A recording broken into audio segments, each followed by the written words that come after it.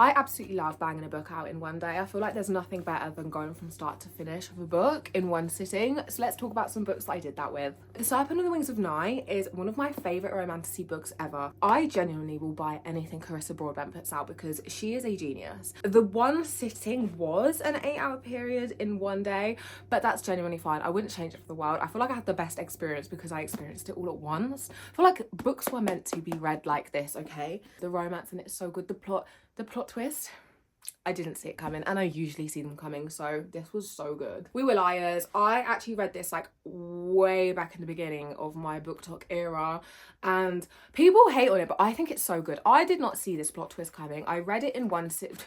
I actually read it overnight. There used to be a lot of times when my boyfriend would go to sleep for the night and I would just be next to him, and then he would wake up at 9 a.m. and I'm there like, so this was one of those, and I loved it. Did I love it because I was fucking delirious and probably like reading like, probably, but I had a good time. The only thing I do remember that pissed me off is she called her mum mummy.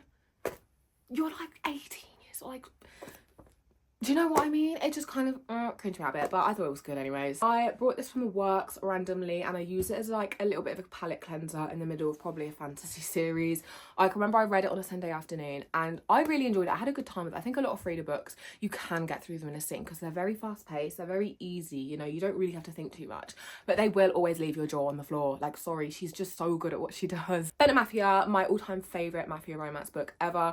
Discovered it because of one TikTok comment, and that's the only time I've ever seen it mentioned on the app, but it's such a good mafia book, and when I reread it in a day. I had such a good time. I love all the characters. Our FMC is a bad bitch. She's not, you know, your classic weak fucking frail needs rescuing FMC. She's a bad bitch. And Kai Bennett, I would marry him if I could. I swear to God, this romance book genuinely changed my brain chemistry. This is one of them romance books that I feel like I can read again and again and again. I am a romantasy girl because I like a plot, but something, I don't know what it is, but Elliot, when I reread this, I read it in one sitting. I think I rated it 4 stars the first time and 5 stars the second time, and it's definitely one of them books that's like a 6-star level. From the Embers, of course we had to end it on a bad note. I read this in a sitting and I got to the end, I was like, what the hell?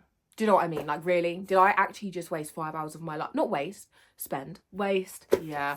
I got recommended this by someone I used to be friends with. That is not the reason we're not friends anymore, though it should be. Do you know when you know what's going to happen in a book, but you're like, that's too fucking easy, there's no way? Yeah. Yeah. Thanks for that.